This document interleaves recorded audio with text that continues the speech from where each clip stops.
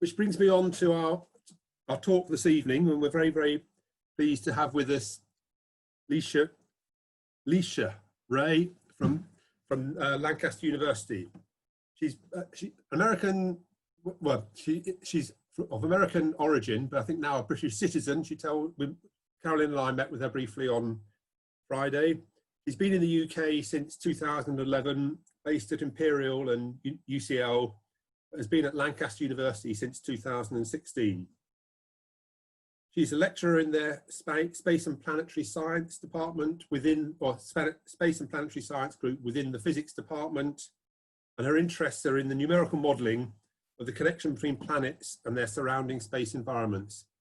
And this evening she's going to talk to us about aurora throughout the solar system, if I've got the title broadly correct.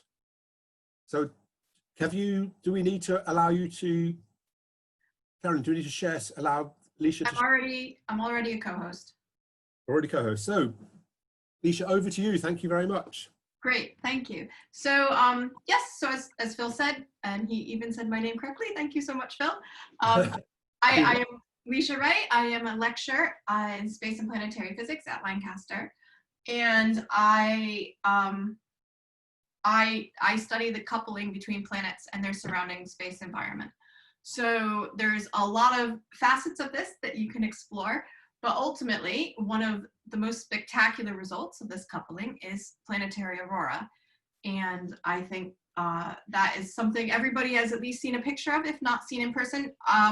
We can still do show of hands. You can either do the virtual raise hand or you can actually raise your hands. How many people have seen the aurora live? All right.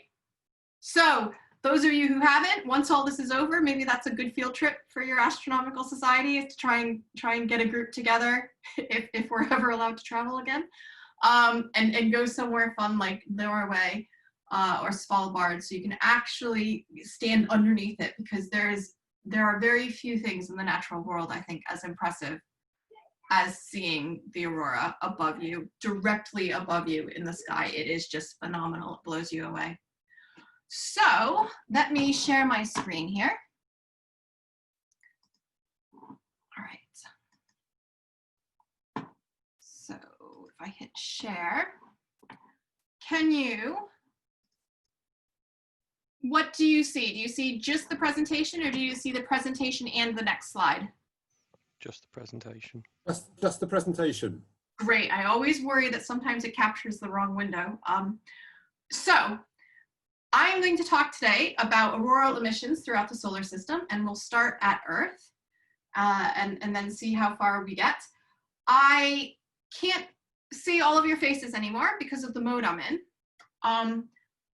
But if you have any questions at all, please just find a way to interrupt, either flag it in the chat, and maybe Phil can ping me or do something and interrupt. But I'd much rather that we have some stops and some discussion along the way than anybody gets to the end and says, oh wait, I didn't understand what you said on slide 3, and it turns out that maybe something wasn't clear. Okay. If I could interrupt, I'm just about to do a chat saying if anyone wants to ask a question, to do it through the chat facility in the first instance, and I'll keep an eye on that. Okay. And then I'll interrupt you or as and when.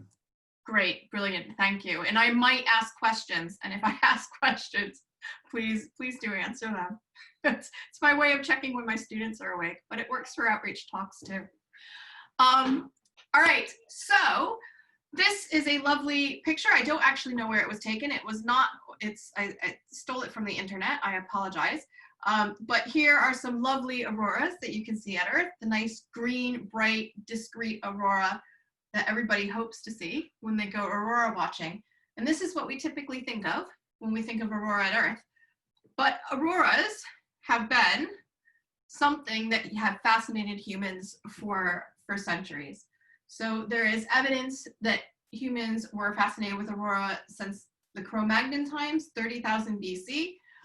This image on the left-hand side is of cave art, and the interpretation of those squiggles is actually northern lights. And almost all cultures have legends about the aurora. They're present in Scandinavian, North American, Chinese, Greek, and Roman cultures. And it's really actually fascinating that these legends are so prevalent, because we don't typically think of Italy as being a hotbed of auroral activity, right? But what this tells us is that it's a dynamic phenomenon, and because it's related to the magnetic field and various other things at Earth, it is something that, depending on the orientation of various factors, it has reached quite a few cultures. Typically, the aurora was thought of as a positive omen, but it was sometimes seen as a sign of war. I guess it all just depends on how you want to interpret dancing lights. And probably, this is a wild speculation and not anything real, but probably depends on what latitudes you're at and what color aurora you were seeing. Bright green dancing lights might maybe be nicer and kinder than a sky lit up red. So in order to have aurora, we need to have 3 key ingredients. So the 3 things that I consider critical for any auroral emission are a magnetic field, a charged energetic particle population, and some sort of an atmosphere. There are many different definitions for aurora that you can find, but the one I like is that it is a light emission produced by the impact of external energetic particles with a planet's atmosphere. So all of these components play a pretty important role, and I'll get into them over the next few slides. So obviously, we have a magnetic field at Earth. If you go outside and you use a compass, you go hiking in the woods, that helps you navigate through. Magnetic fields arise from a combination of rotation and convection, so poloidal and toroidal motion. So you have to have charged particles flowing. They need to drive a current, and in their motion, they have to be, I'm turning off my background, sorry. You're not going to be able to see my arms if they keep disappearing into Jupiter, are you?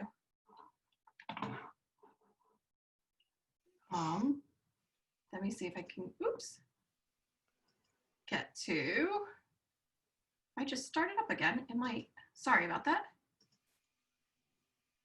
Start video, did it work? Yep, but you still got Jupiter in the background. Still got Jupiter. So hold on 1 second. Sorry about that. I did not think about that There aspect. you go. I just thought, oh, Jupiter will be much nicer than our office. Okay, so, but now you can see my hands, and I might break into interpretive dance later, so it will be important.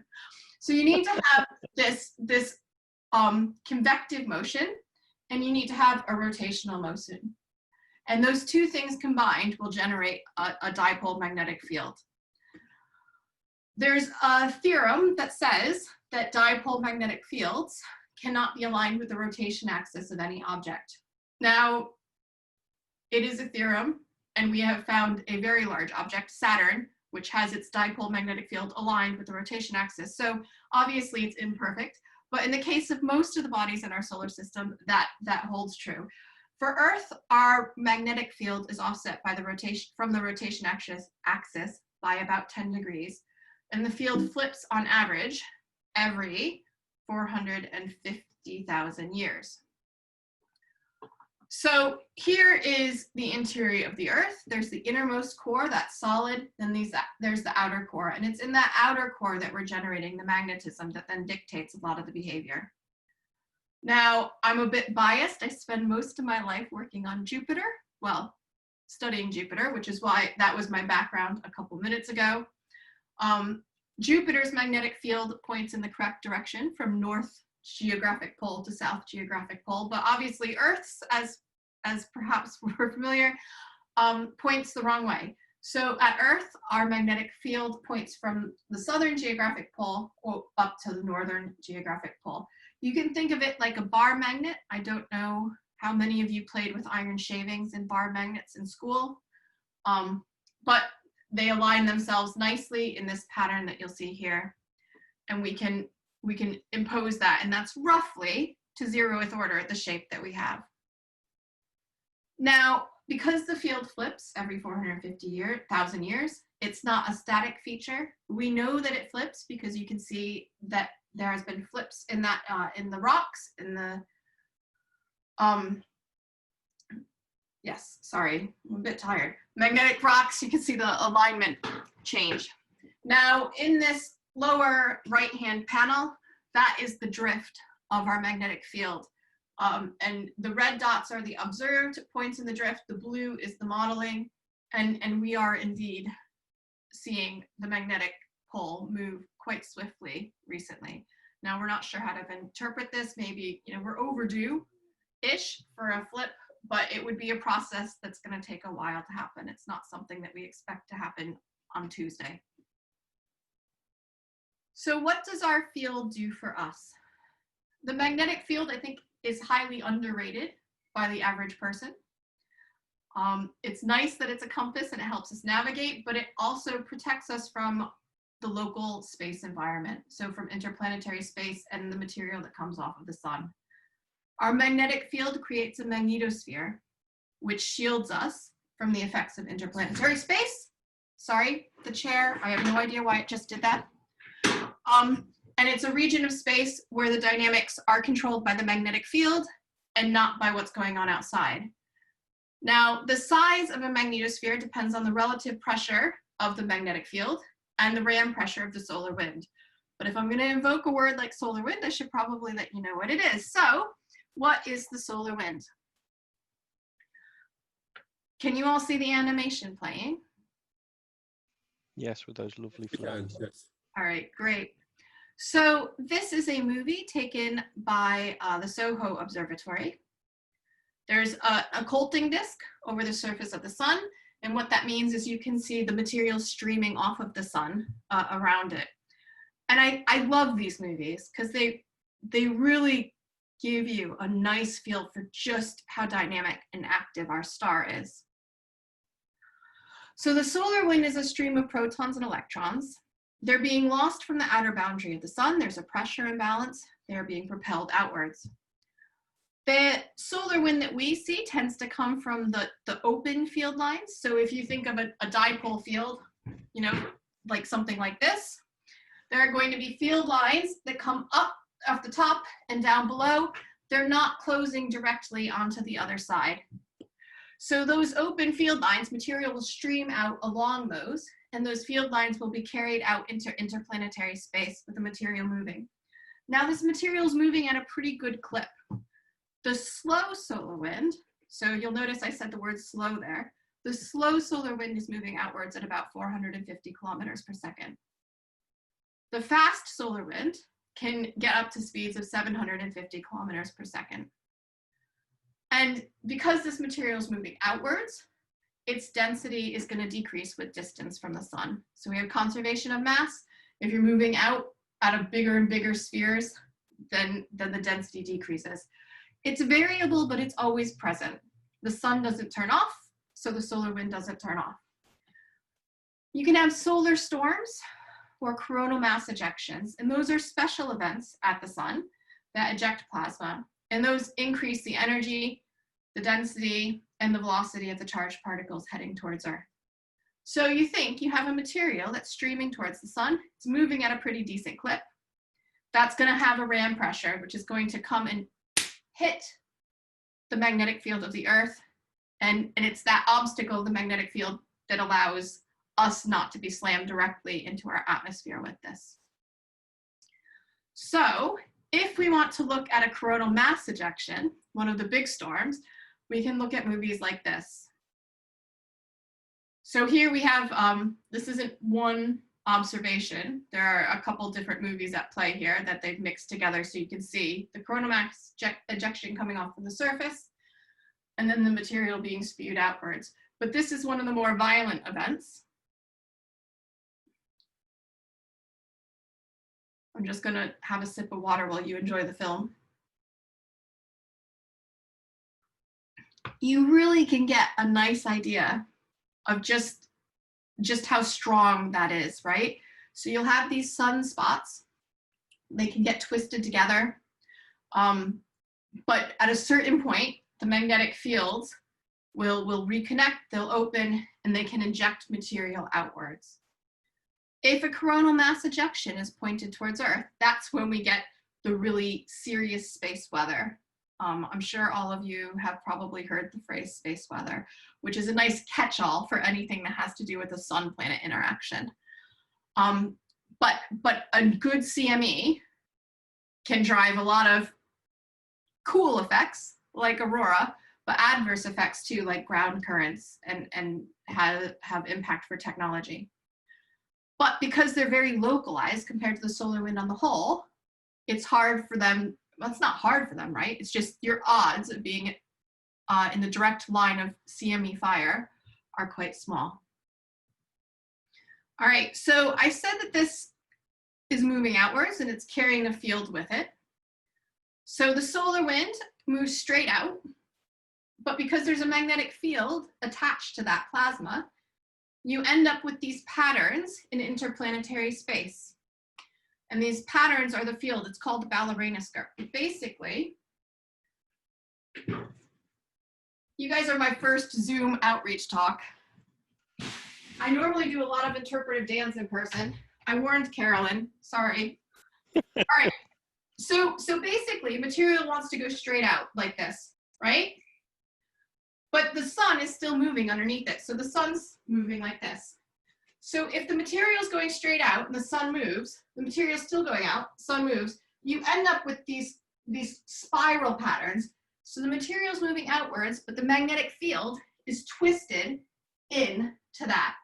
And what that means is you can get some pretty neat interactions between magnetic fields where they're pointing in different directions. And magnetic fields that point in opposite directions can reconnect. And I'll do another dance in a couple slides. Can I just interrupt? Your dancing is fantastic. Oh, that's okay. I'm concerned that you're talking to your computer and getting nothing back from us. So if I may interrupt you, I'm loving it. Thank you. That's hopefully a bit of a voice of encouragement, and your actions are very, very explaining your points very, very well. So thank you. Oh, good. I'm happy that they're coming through. I might need to turn the light on in a second. If I get too shadowed, please let me know. So all right. So that would be a solar eclipse then. Yeah. All right. So this video shows what happens during a storm. So we have, it'll start up again. So we have the material streaming off from the sun. It gets to the magnetosphere. If the magnetic field lines are pointed in opposite directions, so Earth's magnetic field is always in the wrong way, so it's south to north. But if that field that's embedded in the solar wind is pointed in the opposite direction, then the two fields will reconnect. It opens up a way, well, it opens magnetic flux. The field lines are carried past the Earth by the solar wind.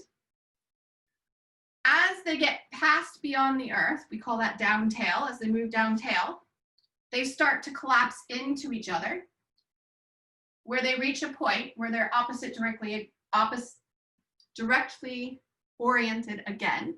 And once they have that opposite orientation, they can reconnect in the tail, and then they turn back into the nice, happy dipole magnetic field that matches up with your bar magnets. When the field lines reconnect in the tail, that allows solar wind material, so these protons and electrons streaming from the sun, to get into our magnetosphere. So that's how particles enter the magnetosphere. So, just so you don't feel shortchanged, because I always do the Dungy dance. So what's happening is what's happening in this movie. You have material coming in. If the sun is where my window is, which at least that makes sense more than in a classroom without any light, you have the solar wind coming in. The field lines open up here because you have the oppositely directed magnetic fields, open up, stream over the planet, move downtail, reconnect, come in, circle around. And then they can open up, go over, reconnect downtail, come through, and circle around.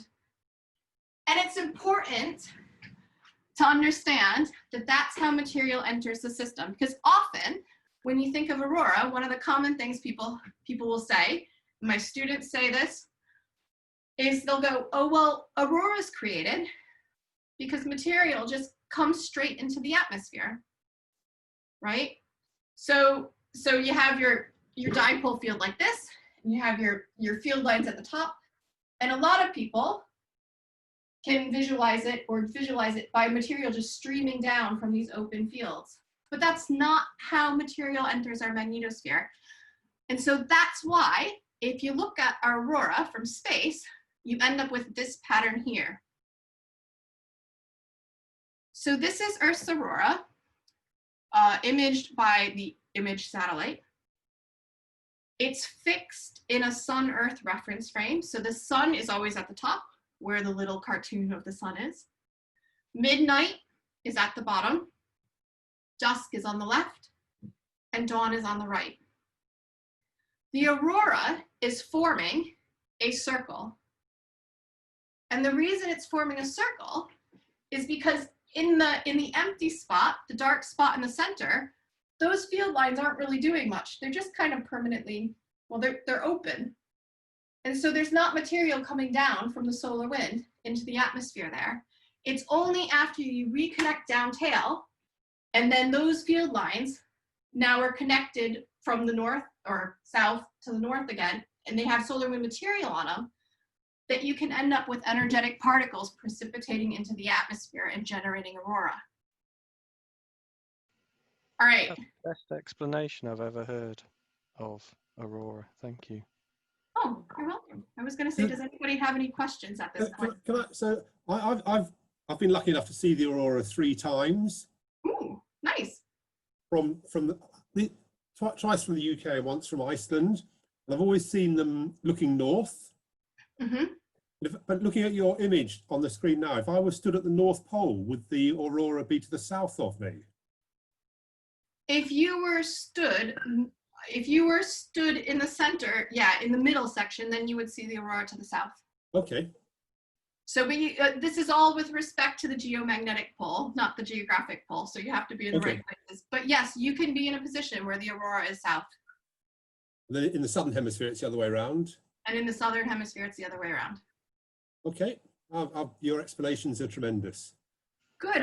I'm happy. That also sort of explains what you see there with the high white images spreading around the rim, where the magnetic field lines are basically circling the Earth.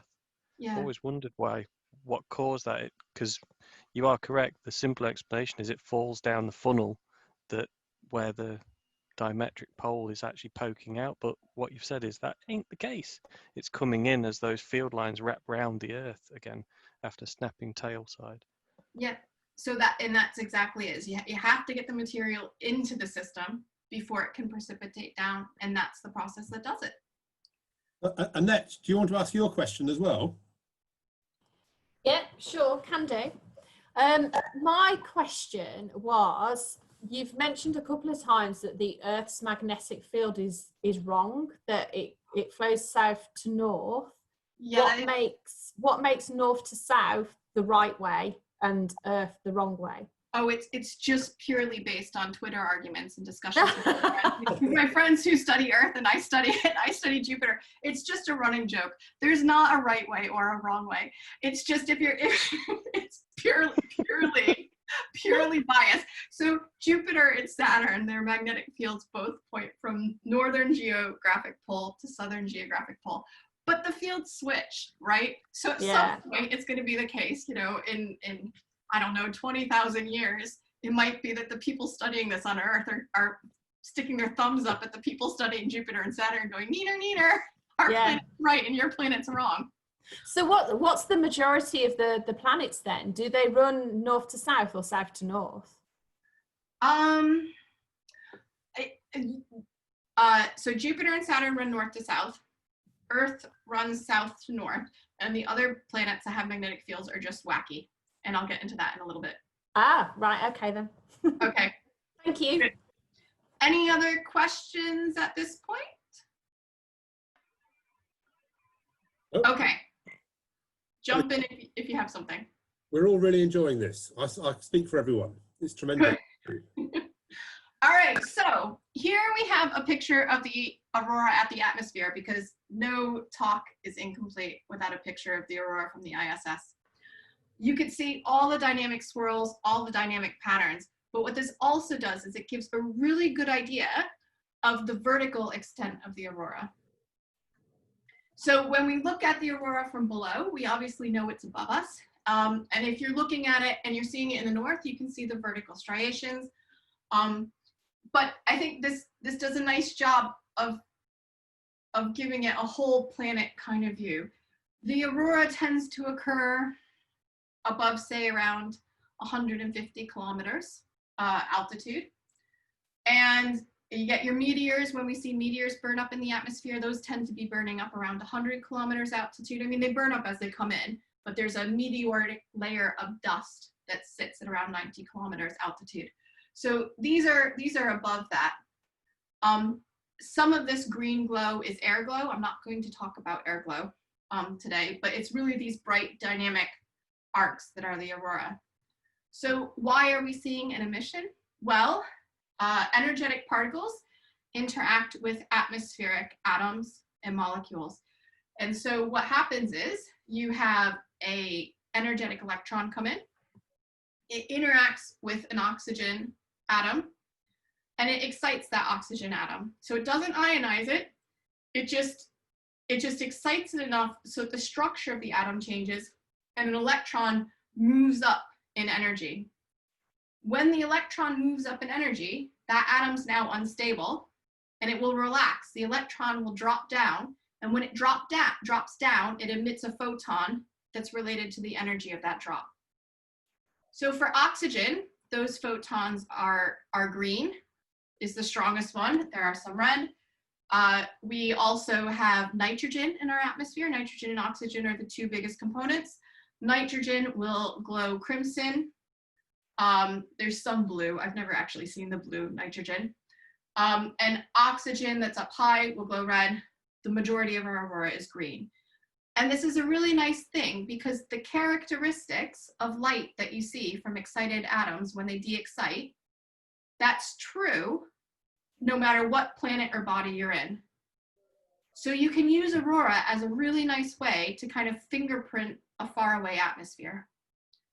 So you could say, I'm seeing light at these wavelengths. Well, that means that there's hydrogen there. That means that there's nitrogen there. That means that there's oxygen there. So it's a really good diagnostic tool, not just at Earth, where we can also find out what's in our atmosphere because we're here, send a balloon up, but also if you're looking at other systems. All right, so at Earth, it is all about location. Location, location, location. You want to be at the mid to high latitudes. That's where you're going to see your aurora. If you go too high, you don't see anything because you're in that dead zone where there aren't particles coming in.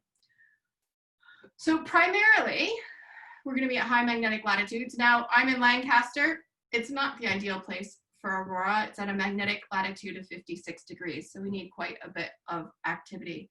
But you can get up to places in Scandinavia where just a little bit of activity is enough to give you some decent aurora lights. Alaska's fantastic. So I guess it depends on what you value. A place that has a whole host of different careers, a sunny beach, or aurora. It's up to you. But seriously, you should all take a field trip once the COVID's done.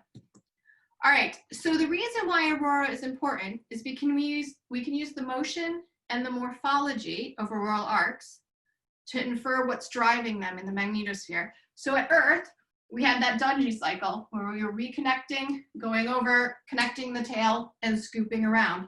And you'll get different features when we had that movie with the red oval. You can see the brightenings, you can trace the brightenings around, and you can try and extrapolate what's happening in the magnetosphere that's driving those intensifications. And we can use that when we think about other systems as well. So one of my colleagues calls aurora a TV screen for other planets. It's not a horrible analogy. It's pretty accurate. You can try and determine the frequency and strength of reconnection events. You can, depending on what you know about the atmosphere, you can determine and constrain the energy of particles in the magnetosphere. So you can try and say, well, there must be some acceleration process going on in order to get particles up to the kilo electron volt energies that they're coming in at. And depending on what type of aurora you're looking at, you can even start to back out the density of the atmosphere underneath it and the temperature of the atmosphere underneath it.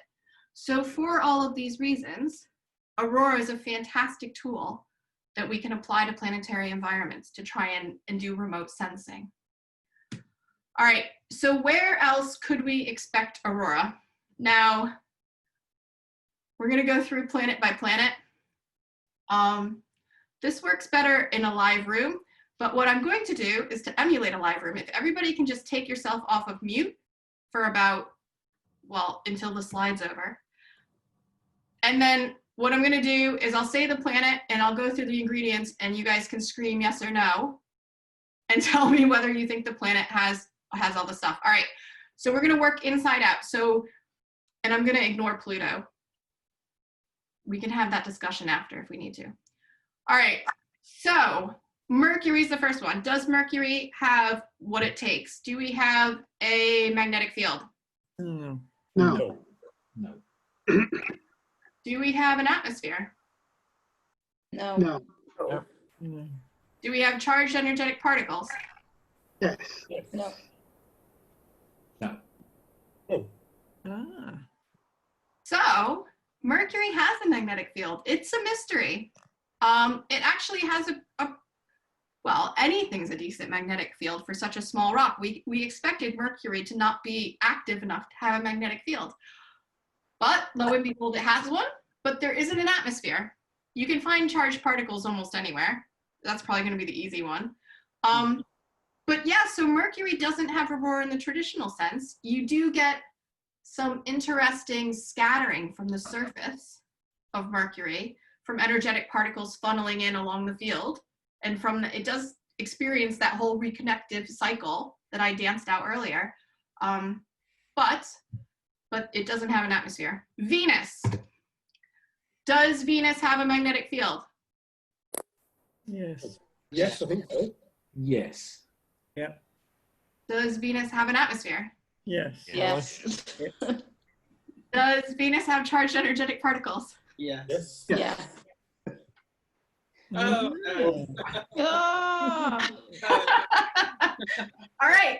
So Venus does not have a magnetic field. It is actually a mystery. So for a long time, the thought was that it didn't have a magnetic field because its rotation rate was so slow. But there's been a lot of numerical modeling about this over the last 20 years. And the models show that the amount of rotation actually should be sufficient enough to generate a magnetic field. So that means there is the rotational motion. The other motion that Venus needed was convective motion. So current ideas that I've heard is that there isn't enough of a temperature gradient in Venus's interior to drive the motion this way that you need, but it's still very much an outstanding mystery. So Venus gets no aurora. So sad. Okay. Earth, I'm going to skip just because I think we've done that already. Mars. Does Mars have a magnetic field? Very weak. Little one. Yes. Yes. All right. What about an atmosphere? Thin one. Yes. Okay. Charged energetic particles? Yes. Yeah. All right. So I'm going to give this one to everybody.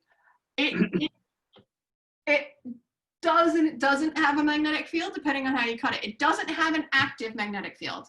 So there is no active dynamo being generated in Mars. And I do have a slide on Mars later, but there is remnant magnetism on Mars. So there's a very disordered, chaotic magnetic field structure in the southern hemisphere. And that actually is enough that you can get some pretty funky interactions. It has an atmosphere and there are charged particles. Jupiter. Yes. Yes, yes, and yes. Yes. Yeah. All right. Correct. It has all of them. Mhm. Saturn. Yes, and Yes. Yes. Yes. Yes, yes, yes. All right. Good. Neptune. Ooh. No idea. Yes. Thank you, Trevor. Yes. All right. So Yeah. magnetic field, Yes, yes. Yes. atmosphere, Yeah. Yes. Yeah. Yes. charged energetic particles. Yes. Yes. Yeah. Oh, it's the wrong planet. Oh, I'm embarrassed now. All right. Well, I gave you away Uranus. Sorry, I had my ordering wrong. That's what happens.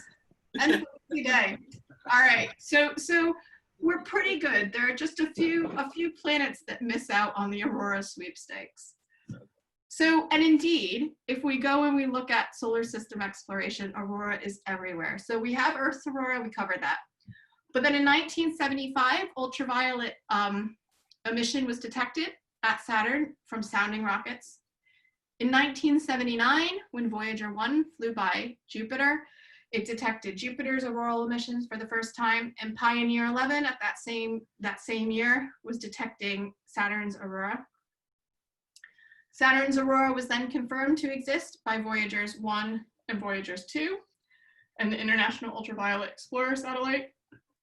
In 1986, when Voyager 2 went past Uranus, it got to image Uranus's aurora.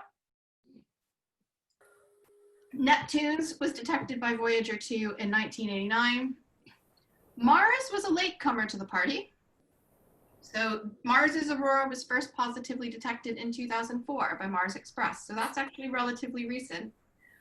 And then Uranus, even though Voyager saw it, there was a little bit of debate because the observations had never been reproduced. So they looked at Uranus a number of times for aurora in the interim years, and they haven't seen it. But finally, in 2011, there was a positive detection that just confirmed that again. All right, so. Can I ask a question about, you said sounding rockets or Saturn's aurora? Yes, in 1975. Are those sounding rockets a fairly low orbit, low trajectory from the Earth? Yes. Yeah, I would say, I think they just got up high enough that they could image UV structures. So those were ground-based sounding rockets. And they saw them on Saturn, but not on Jupiter? Yeah, it could have been a targeting issue because they would have had to pick the object they were looking at. So it might be that Jupiter was on the opposite side of the sun or something along those lines. Okay. Jupiter, we knew that Jupiter had some fun stuff going on because in 1955 we discovered radio emissions from Jupiter. And so we've known about Jupiter's magnetic environment from those radio emissions. But in terms of the visible, well, UV isn't necessarily. In terms of photons, we hadn't had that. Well, that's not really true either. In terms of pretty pictures, here we go. We'll eventually get to a subset that's okay.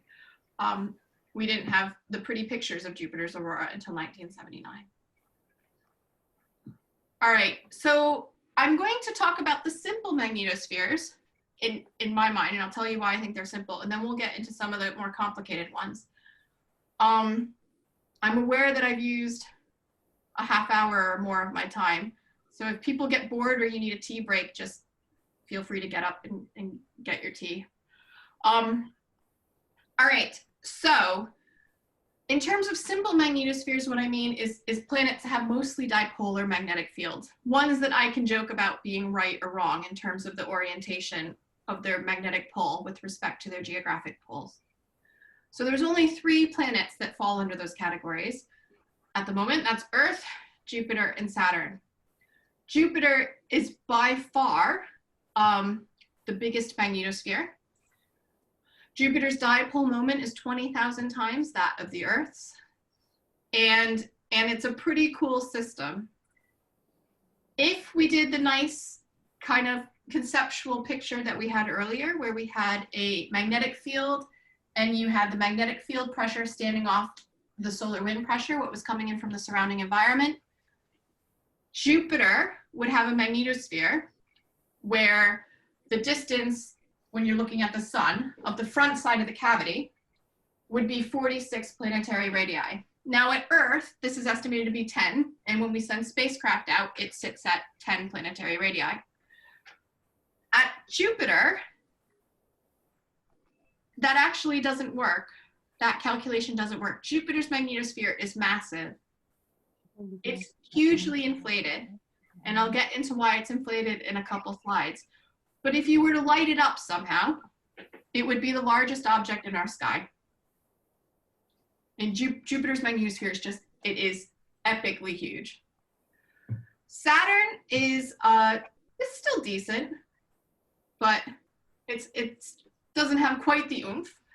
The dipole standoff distance, if you did that nice simple magnetic pressure versus pressure from the incoming solar wind, Jupiter would be Saturn's magnetopause would be 20 planetary radii away. So that's the boundary between magnetospheric space and interplanetary space. And when we had Cassini out there, it actually ranged between 22 planetary radii and 27. So again, that's a system that's somehow inflated, and I'll get into why in a minute. Now, when you look at Jupiter and you look at its aurora, so this is a movie from 2007. It is, well, I think it's phenomenal, but I'm quite biased. But it's very different to Earth's, or different from Earth's. That's one thing that's kind of unavoidable. So remember that movie we had with the red auroral oval, and we had the picture of the sun at the top.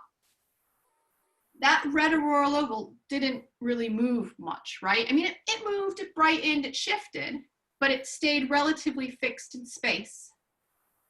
So that was telling us that because that oval is fixed in the sun-Earth frame, that tells us that what is driving the aurora at Earth is something to do with the connection between the sun and the aurora. And that's that reconnection, that Dungy cycle that we saw. You're watching this movie now, so you can make yourselves all the sun, right? Think of yourselves as the sun. Looking at Jupiter, because we're watching it from Earth, so we're gonna be in line with the sun. Is the aurora changing as you look at it? Or is it mostly staying the same? It's changing. Right. How is it changing? It's moving. Different latitudes. It's a different Rotating around the pole. It's rotating around the pole. It's rotating with the planet. So it's not fixed in that sun-planet alignment system like Earth's aurora is. And so this is telling us that there's something else going on at Jupiter. The other thing is, can you all see that little dot that's equatorward of the big bright emissions? It looks like it appears as if it's moving. Almost looks like a moon trailing its way through the atmosphere. It is a moon! Sorry to steal said that. If I could give you a prize, I would give you a prize. So that is the auroral footprint of the moon Io. So and I'll get into that in a second. But Jupiter's great because you have moon aurora, so you have auroral footprints from Io, Ganymede, and Europa. Then you have a nice steady main auroral emission that rotates around with the planet. That is being driven from within the magnetosphere. And then you have flickering lights inside that constant circle, and that's the polar emission, and we're still, not 100% certain what's driving that. We get great images of Jupiter's auroral emission from ultraviolet telescopes like Hubble, and infrared telescopes as well. If we wanted to make it, what we could do is we can take the movies and we can put them on this figure here, this movie here. Now, this is fixed with the planetary rotation. So the reason why you have that boundary moving is because the planet's rotating underneath the telescope. So we've just put this on a fixed planetary longitude system. And the reason we do this is because it really helps hammer home the point that Jupiter's aurora is fixed in the planetary longitude system. So it's not fixed in the Sun-Earth alignment. And you can see the moons traipsing around. Okay. So why is Jupiter's aurora so exciting? So the fact that it's fixed with planetary longitude rather than the planet-sun frame tells us that it's not being driven by the Sun-Jupiter interaction. So much like in a horror film, it's coming from inside the house. So this is coming from well inside the magnetosphere, and it is coming from the moon Io. Io is the innermost Galilean moon. Presumably, hopefully all of you have seen the Galilean moons through a telescope. All right, so it's the innermost Galilean moon.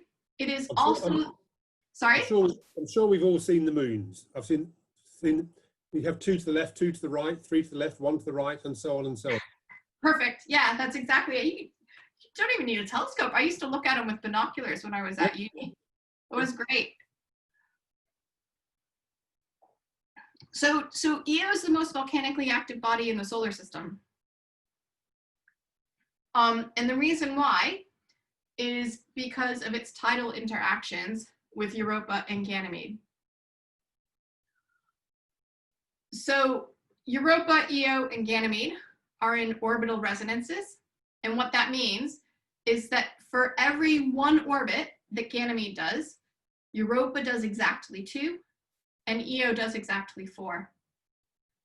Over time, this has changed the orbits of the moons ever so slightly. And I really want to emphasize the ever so slightly. But it has changed the orbits ever so slightly from a circle to an ellipse. And so what that means is much like we have tides in the sea driven by the interaction with the moon and the earth, there are tides, stresses across the body of Io, and they change depending on how far away from Jupiter it is. And that means that the poor moon is constantly being flexed back and forth. And as it's flexed, the energy from that flexing goes into heating the interior. And that heat then goes into volcanoes. So what's super cool is we can see these. Now, this is a movie from when New Horizons flew past the Jovian system in 2007. And Tavashtar was really putting on a show. So you have this fantastic plume at the top. And I just think it's incredible to be able to image something like that from space, right? I mean, that is a pretty honking big plume off the top of a moon. It's great. And it's not the only one. So if you look at about 7 o'clock, between 7 and 8 o'clock, you could see another plume just off that limb. Just in the really white bit.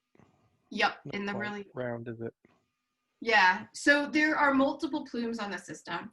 We can see them with movies. We can see them actually, if I go back, you can see them here. If you take 2 images separated by 5 months, in this case, you can see how the surface has been distorted by some sort of activity. So we know that this is what's going on. So we have our tidal forces, they heat the interior, they remove water in the case of Io, drive volcanic activity, and it ejects a ton per second into the local system. So in case you think in something that's not tons, that's effectively chucking a rhinoceros out every second, okay? So this is neutral material that's going out into the system. Now, neutral material in and of itself is fairly boring. It doesn't interact with things. But once it's ionized, it does. So ions and magnetic fields interact quite strongly. And what happens is there are lots of ways to ionize neutral materials in the Jovian system. These are, you can read the words if you want. You can do photoionization. You can hit a neutral atom with something that's already charged and they'll swap charges. So then the charged atom becomes a neutral, the neutral atom becomes a charged. But either way, once an atom is charged, it sees a magnetic field and it has to start doing what the magnetic field is doing. Conversely, the magnetic field has to do what the charged particle's doing.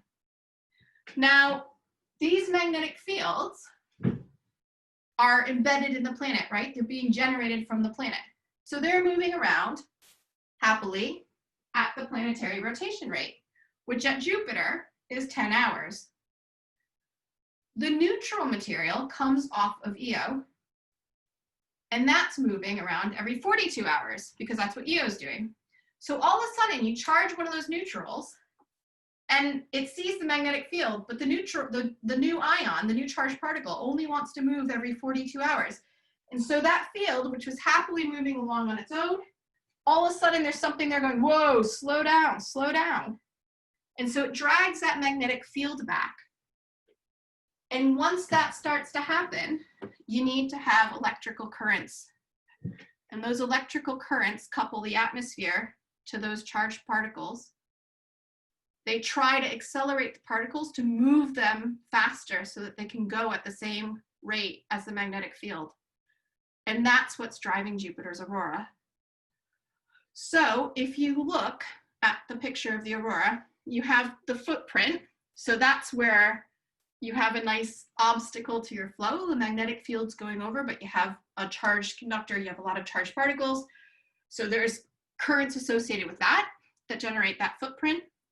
You have a wake, just like if you have a pebble in a stream, where you're trying to speed material up behind it. And then as the material moves outwards, you end up with a different process altogether. So if you have a volcano embedded deep inside a magnetosphere, that material can't just sit there. It has to move. So it's going to move out through the system and try to leave the system. But if it moves outwards, just like an ice skater in the Olympics, moving around, if it moves out, it wants to slow down. But if the material slows down, we have the same problem we had a couple seconds ago when the material went from neutral to being charged. If the material slows down, then the magnetic field that's stuck with it slows down, but it's still connected to the planet at its ends. And once that magnetic field starts bending, you're going to drive electrical currents. So those currents try to accelerate the material again, and you end up with a really nice set of aurora. So a huge amount of energy and angular momentum is transferred from Jupiter to the surrounding disk via these currents. And the input energy into Jupiter's atmosphere is 10 to the 13 to 10 to the 14 watts. Now, if you want to have more of a feel for this, that's the equivalent of 10,000 to 100,000 nuclear power plants. So this is an insane interaction that is going on at Jupiter. So what would an observer at Jupiter see? Well, if they were sitting at these mid-latitudes, they wouldn't ever see any aurora. They'd be pretty bored. If they were sitting up at this X, the white X that's now farthest to the right, they would see Io's aurora passing over them every 13 hours or so. So they'd see the spot and they'd see the tail, and then it would come around again. If they were below the ring, below this main auroral oval, they would see a near constant emission. So if you want to save on your energy bill, you go there because you never need to turn your lights on. And if you want to go into the pole, well, it's flickering aurora, it would be a bit more variable. And that's kind of similar to what we have at Earth. But we're not 100% certain of the driving process for that aurora yet. All right, Saturn is less straightforward. Can I just interrupt for a minute? Please. Can you go back to that image? This one. The moon's actually rotating around the equatorial region, aren't they? They are. But they have the effect on the poles. They do. Yes. So it is because I'm looking to see what I have for props. It is because if the moon, well, I mean, I guess I have an equator. If the moon's here, but the magnetic field goes from north to south through here. Then as this moves, it affects the field line that couples up here. Okay. Is that all right? Okay. Yeah. Thank you. Yeah, you're welcome. So it's actually, EO's at 6 planetary radii, which, oh, that's Enceladus that does that one. I think it's at around 70-ish degrees latitude is where the footprint is. 77, yeah, it's around 70. All right. Any other questions for Jupiter? I think that your explanation about Jupiter has just been tremendous. Thank you. Okay. And your dancing as well. So good feedback, if I may, on behalf of us all. This is just tremendous. Thank you. You're welcome. Never know what people think about the dancing, but I've never really found a good way to do it without the dancing. So people are stuck with it. All right. Saturn's aurora is something that confuses the community a bit. And the reason why is because it's a bit of a hodgepodge, a mishmash. So this is a video that I've shamelessly stolen from the NASA website. This is Saturn's auroral oval. This image here is in the infrared. The previous image was in the ultraviolet. They're slightly different processes, but they do map to each other. And what you notice is that Saturn's aurora isn't quite as dynamic as Jupiter. It changes, it moves, but it's not always there. But when it is there, it has a nice ring. It's there more than Earth's aurora. So it has that going for it. And big debate has been whether or not the aurora is driven by internal processes, like at Jupiter, where you have material generated inside the system that then moves outwards, or whether it is driven by external processes, like at Earth, where you have the solar wind, you have reconnection coming through, and then you have material entering the system that way. So we can look at it this way as well. We have H3+, so that's infrared aurora on the left-hand side, and ultraviolet, which is molecular hydrogen emission on the right-hand side. And it really is there more than never. Sorry, I don't know if you can hear bedtime in the background. I don't think it's going well, but that's all right.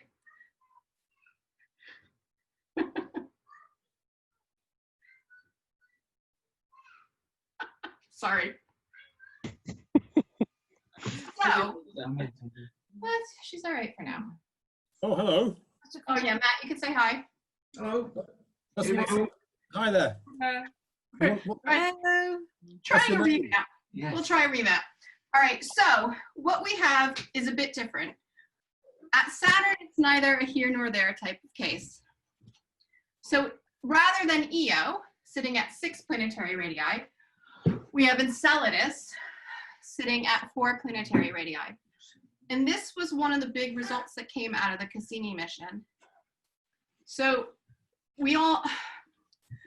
it depends on what literature you read. I read a book before Cassini got to Saturn that had said that there might be material coming off of Enceladus, but it was just kind of a throwaway paragraph or a throwaway sentence in a chapter. But when Cassini got there, the magnetic field instrument picked up that bending that I described earlier at Io. And that bending indicated that there was something going on, and there was plasma, there was charged particles being created in the system. And what that turned out to be was material streaming from Enceladus's south pole. So I'm sure, have you had somebody from the Cassini mission come and talk to you? So not yet, no. Oh, okay. At some point, you should get somebody in, because the UK did a lot of great work. The magnetometer instrument was PI'd at Imperial College, and there was a lot of involvement with a lot of people within the UK. So It's a fun mission to have somebody come and talk about. It got a lot of good data over 13 years. So this material is coming out of the south pole of Enceladus, out of the tiger stripes, and it's ejecting 100 kilograms per second into the Saturnian system. So I don't actually know what animal's 100 kilograms. Well, one of us on a bad day, maybe after quarantine, right? All right. So it's taking one post-lockdown adult and chucking you into the Saturnian system every second. Then that material is slowly ionized and transported outwards into the system. Now, unlike the Jovian system, where we have these nice spots for the moons, and Enceladus, we've only seen a spot associated with the moon moving through the system 3 times. Now, out of 13 years of data, that's not a lot. So that tells us that there's something different about the interaction. And probably what that is that there are many more neutrals within Saturn's magnetosphere that don't really give a fig about the magnetic field than there are charged particles. So there's a slightly different balance between what's going on. And the main auroral emission is more variable. So from those movies, it wasn't as bright and dynamic, but also, you know, sometimes it was there, sometimes it wasn't. So maybe depending on what you're interested, that could be exciting. It's often present. It's most likely related to some sort of velocity shear in the plasma disk. So some changes where charged particles are moving along, but the ones just outside are moving at a different speed. And because of that, you'll get a bending in the magnetic field. And every time you have a bending in the magnetic field, you'll end up with currents. And those currents can generate aurora because they can accelerate particles. All right, so those are the simple systems. On to the not so simple systems. So, Uranus. It's not a moon, it's Uranus. It's a big planet. So Uranus is a mystery. It's on its side, right? So I'm sure probably all of you guys know the basic facts I'll tell you about the planets, but that's okay. I'll say them anyhow, just because it makes me feel like I have something to say. So Uranus, something happened to it a long, long time ago. It's been tilted on its side. So instead of having a nice dipole like this, it's like this. And then even more so, this really takes that theorem that your magnetic axis can't be aligned with your rotation axis to heart. So Jupiter and Earth both have similar dipole offsets, 10 degrees. So, you know, maybe here. Saturn, it's 22. Maybe it's 27. I can't remember right now. Oh no, Saturn, it's aligned. Sorry. The tilt relative to the ecliptic is 27. So Jupiter and Earth are 10 degrees. Saturn's aligned. Uranus and Neptune get to 59 and 40 something respectively. That means you get some pretty interesting behavior. They're also farther away from the sun, so there's potentially less energy in that interaction. And we don't really know what's happening in their magnetospheres. We've only had those Voyager 2 flybys. There's been nothing since. So there's been a large push recently to try and do something and get an ice giant mission going. There's a big joint NASA-ESA initiative where people are really pushing for a mission. But even if it happened, I don't think anything would arrive at those systems until probably 2050. So if we look at the Voyager image of Uranus's aurora, you have these bright pink spots on the right-hand side. And those align quite nicely with these contours. So this rotating ball is Uranus with magnetic field contours, and then the intensity of the emission highlighted. When the positive detection was made in 2011 to confirm that Uranus had aurora, the way that was done was they took models of the solar wind and they said, all right, there's been a coronal mass ejection.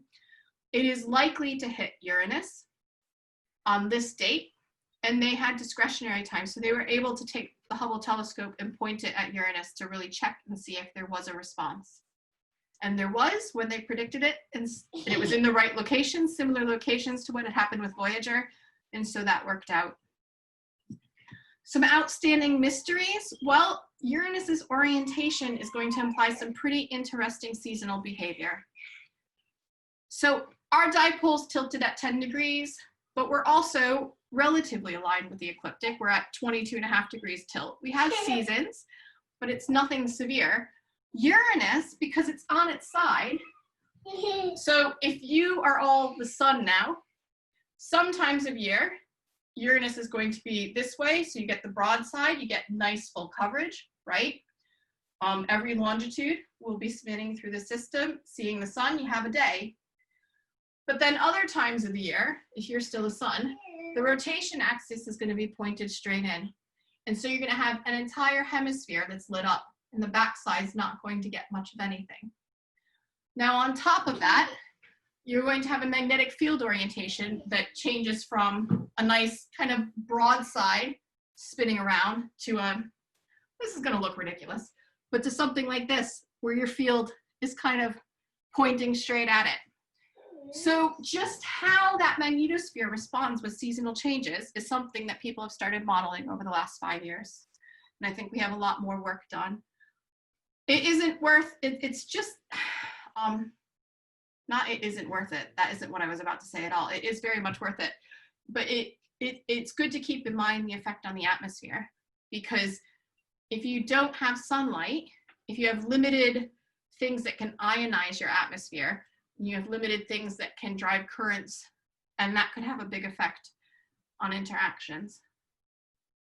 There's also a question as to whether or not there's an internal plasma source at Uranus.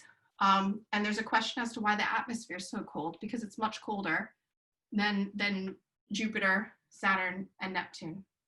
All right, Neptune, only one slide, well, 2 slides. As very weak auroral emission. It was detected by Voyager. Nobody knows whether it's driven by a solar wind interaction or a plasma interaction by the moon Triton. Recent ground-based observations have found low abundances of atmospheric H3+, so that's infrared emission.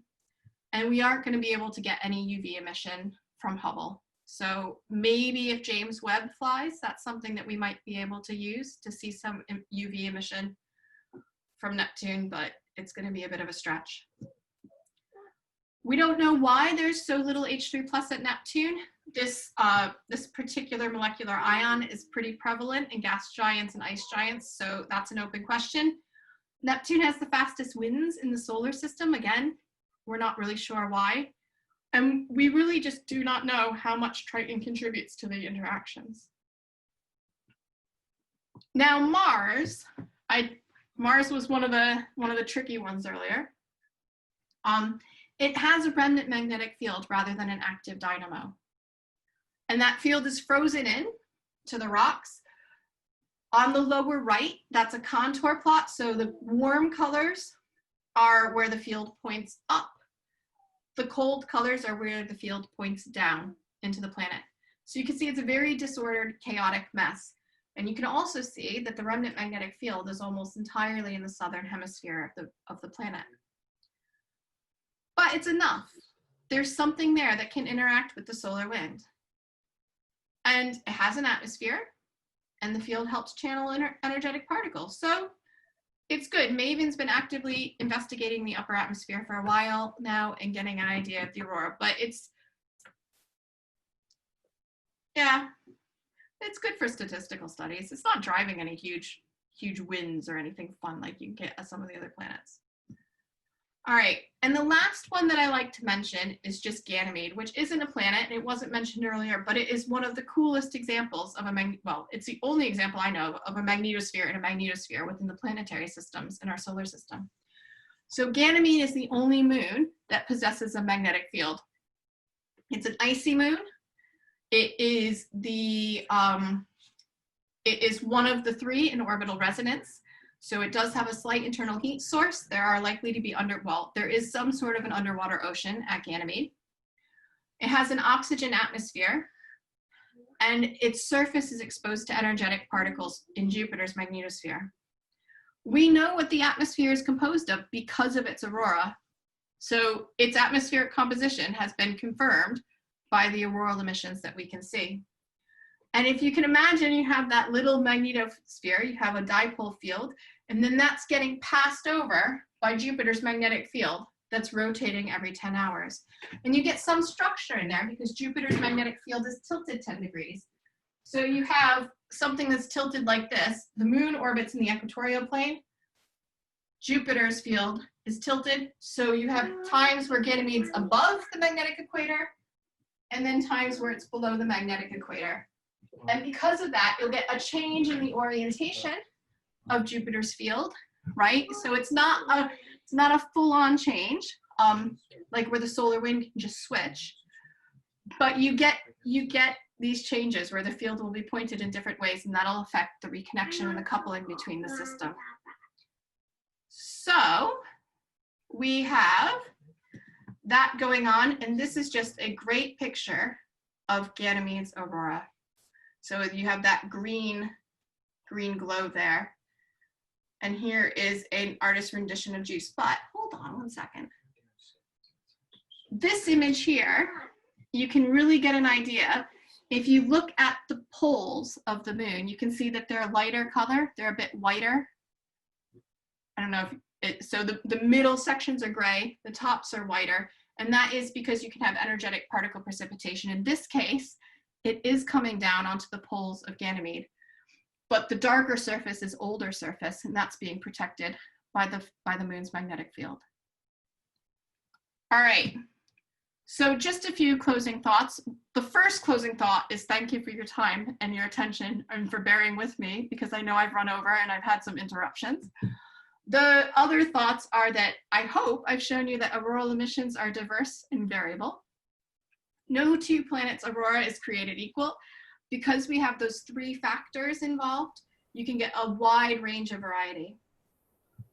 If you start looking at systems outside of Earth, the observations of the aurora can really be used as a nice diagnostic tool for what's going on in the planetary environments and how the atmospheres are coupled to their surroundings.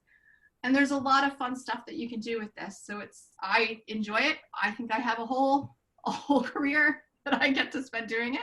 And I feel very lucky, but there's a lot of good science to be done by looking at aurora. So thank you all, and I am happy to chat, answer questions, whatever people want to do.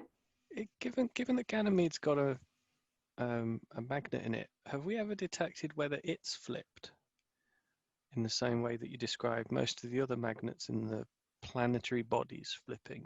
So we haven't, so the only planet that we know, we know that the Earth's magnetic field has flipped because we can get that from the rock records.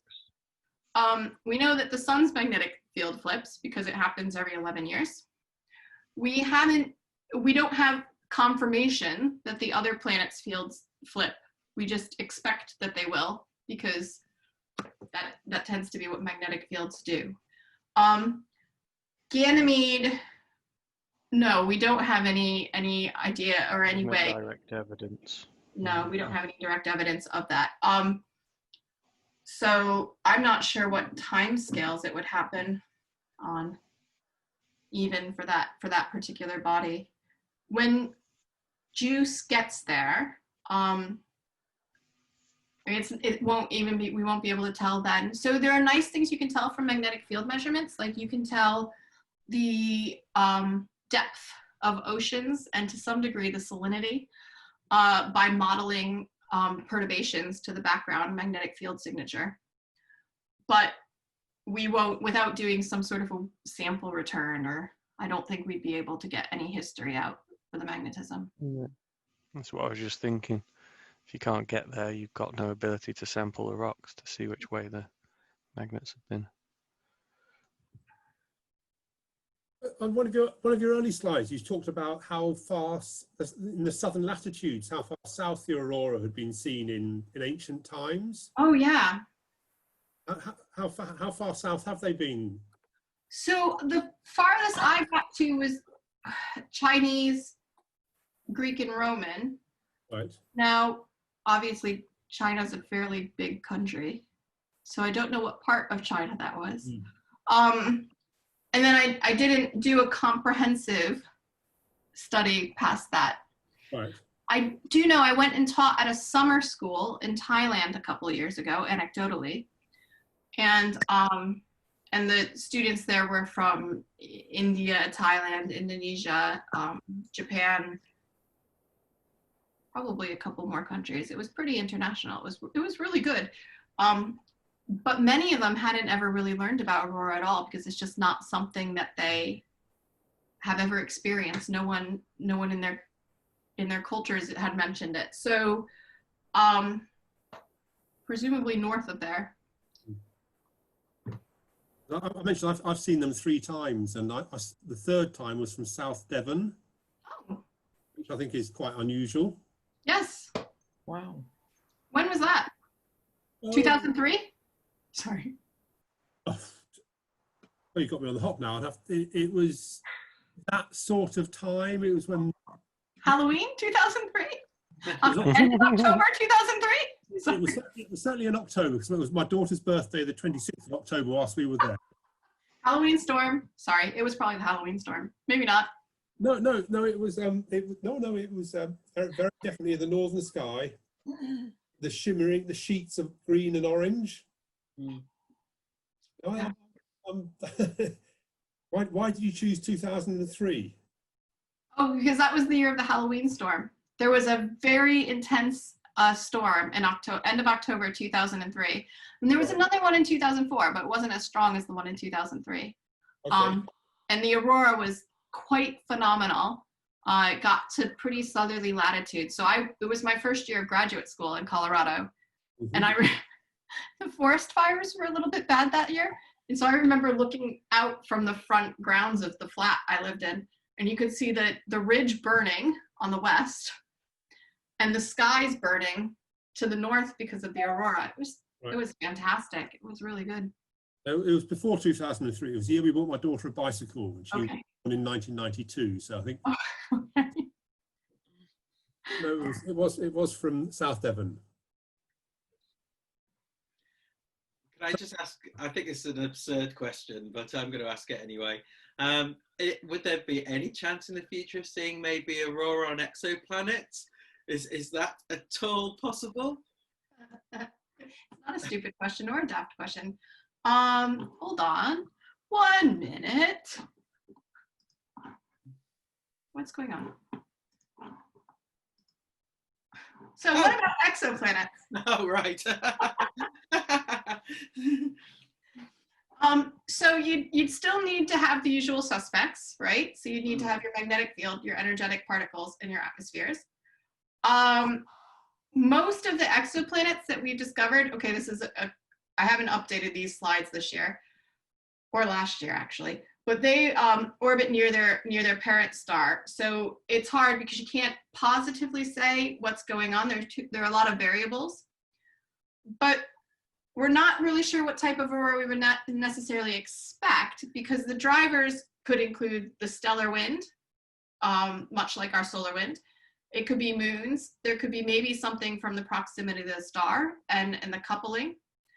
But there were radio and optical emissions observed from this delightfully named exoplanet, which really needs a better name. Yeah.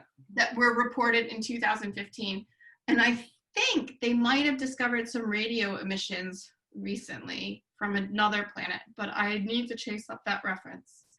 Good. So in the meantime, they're trying to do things like determining atmospheric composition from ground orbs and whatnot, and that type of stuff. But it is an ongoing topic of research. Yeah. And it's just a matter of getting a long enough baseline radio instrument. Mm. So you really need. So that's going to become more and more likely as time goes on. Some of the ones we're looking at now are huge, aren't they? Yeah, they are huge. So yeah, you need to have the right drivers, and almost all aurora is associated. No, I would say all aurora. I think I'm not overstating the case. Has associated radio emission. Right. So the radio is probably going to be the easiest wavelength, because you can turn the whole Earth into a radio array effectively, right? You can get a nice baseline from that. The other wavelengths are going to be a bit trickier, and you just need to have something that you can kind of distinguish from any background sources and say that it's a positive detection. So the main driving force for that is actually inferring what planetary atmospheres are like, I imagine. Yes. Oh, sorry. Go on. Yeah, no, that was my point. Sorry. Yeah. So, yeah, in inferring what the atmosphere is like, inferring what the system is, what the local environment is like, because you could be able to potentially distinguish. So, from a terrestrial-like interaction, or a driven aurora, or a Jovian-driven aurora. So Jupiter, those radio emissions that I alluded to earlier, the 1955 ones, what happened was there was a pulsating radio source in the sky, and the astronomers who are looking at it tracked the object, and it was moving too fast to be a pulsar or a distant radio source. So it had to be something closer. So they matched it up with other known objects in the sky, and they said, oh, well, this matches with Jupiter. But those radio emissions, that beacon that Jupiter has, those are related to EO. So that's the radio emission generated from EO. And there is emission generated from other auroral processes, but they weren't in the right wavelength to be detected at that time. So we knew that there was something happening at Jupiter, and we could trace it to the motion of EO before we ever saw the EO spot in the aurora. Got you. That's fantastic. That's amazing, really, because I mean, you know, when you think that it's only just, that's why I thought it must be a ridiculous question, because, you know, the fact that we've only just recently found out things about Uranus, Neptune and things like that, you know, to ask about exoplanets, it really just shows you how far we're coming and how quickly, really, doesn't it? Yeah, absolutely. But there is a huge amount of it that has to do, it's just luck and viewing geometry, right? So EO and Uranus and Neptune, we don't know what role their moons play. But if their moons do play a role, we either haven't been at the right angle to detect it, or it's not the right season or something. Because when radio emission comes off of a, sorry, I'm laughing because I know what I'm going to say. You guys don't know what I'm going to say yet, so I just appear loony. When radio emission comes off, it comes off in, like, you know, cats after they go into the hospital, they have the cone of shame. No. And so when radio emission comes off of a magnetic field line, it should just go straight out, right, perpendicular to the field. But because of the way the space environment is, what's often happened is there's a density cavity carved out in local space, because you have energetic particles being accelerated through that density cavity. So you have a situation where if my head's the magnetic field line that's emitting, and on these sides, you'll have background density that's more dense than here, where there's nothing. So if I'm emitting radiation, it hits these walls and it can't get out. So it reflects off the walls until it comes out. And so the radio emission comes out in a cone of shame. And so you have these cones.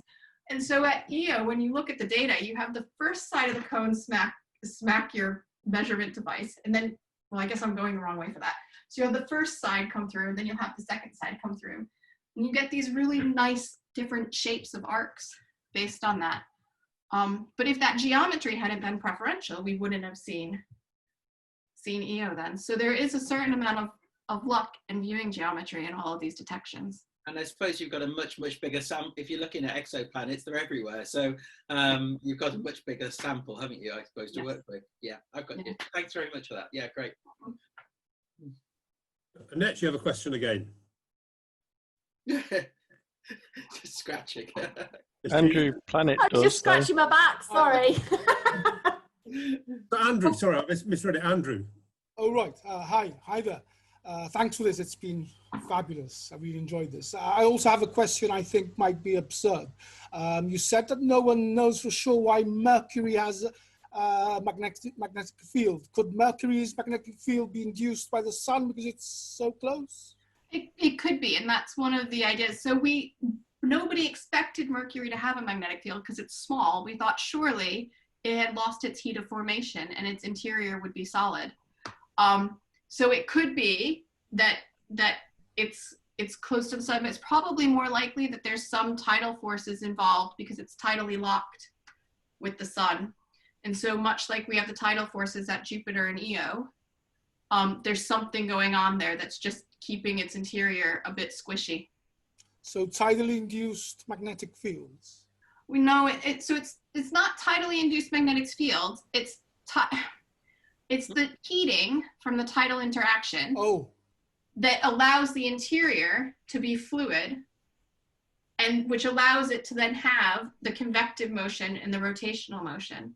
Because if your interior is solid, then you can't really get that motion to generate a magnetic field. So you need to have something going on that maintains a liquid molten interior.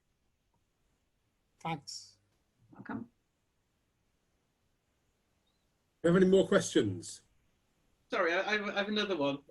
Just curiosity, really. Has anybody actually modelled what will happen to the aurora when the Earth's poles do change again? I mean, obviously, nobody's been around to see this, have they? What will happen to them? I mean, because I don't imagine it happens instantly, does it? I guess it's a fairly gradual process, is it or not? Well, we don't know for certain, but it's hypothesized to be a gradual process where the field kind of weakens and then gets stronger again in its new configuration. You get a lot messier. You have a much messier field with a lot less ordering. So the only short answer is I'm not sure if anybody's modeled it. The long answer is that the only real example we have of a magnetic field that switches regularly is the sun. And so what we know with the sun is that you have the sunspots, and the sunspots get closer together, closer to the equator, and they're carrying with it the opposite polarity as they go. And then it gets really messy and convoluted, and then it comes out the other side nice and ordered with the poles switched. And I'm sure you can get a solar physicist in to talk to you one day. There are some excellent ones at UCLan who would probably really give a much better description of solar magnetism that would probably be very, very fantastic. But that's the thought, is that we're going to have a messier, more disordered magnetic field, and then somehow we'll come out the other side. The bigger problem with that is that depending on how messy the field gets, it will have a lot of implications for satellites, various technology bits, although, it's a long ways out. So we'll see if we've survived 2020 first. I'm sure this was probably just some sort of conspiracy website I was on, but did I see something to say that they are getting a little bit messy like that? They're not quite perhaps as, The field has been moving a lot more quickly than it was a few decades ago. Yeah. There's a mid-Atlantic anomaly. So in the mid-Atlantic, there's a region of reduced field relative to where it should be.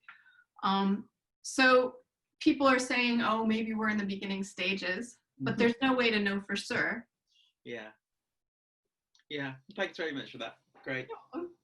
And you just touched on the magnetic pole is moving quickly these days. I think the image you had showed it quite dancing around a little bit in northern Canada, and now it's in Russia, I believe. Okay, but it's moved a lot more in the last decade. It's been drifting faster in the last decade. So, I mean, not much we. Maybe it's an interesting fact. Yeah, it is interesting. Yeah. Okay. Do we have any more questions? Well, thank you, Licia. You're where you are on my screen keeps on moving. People have been moving on my screen too. As people leave, I'm not sure it makes a difference. I feel I have to look at where you are on the screen to talk to you, which is a bit absurd. I should look at my camera. But that talk was just absolutely tremendous, and your energy, your enthusiasm, your dancing, your patience with us all with the questions, and your motherhood skills, and well, keeping your I was on good behavior tonight. Sorry. I think when we embarked on having these Zoom meetings, we really weren't sure how they were going to go, and the ones we've had have been tremendous, and this one has just been absolutely fantastic. I've really enjoyed it, and I do thank you for putting this performance on from your your room in somewhere near Lancaster when we're all scattered around the northwest and perhaps beyond. And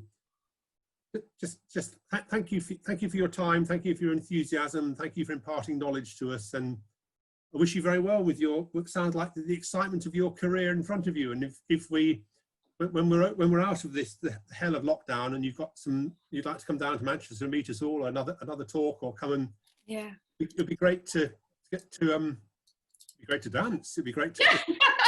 You guys can see the dancing in person. Thank you. It's been wonderful.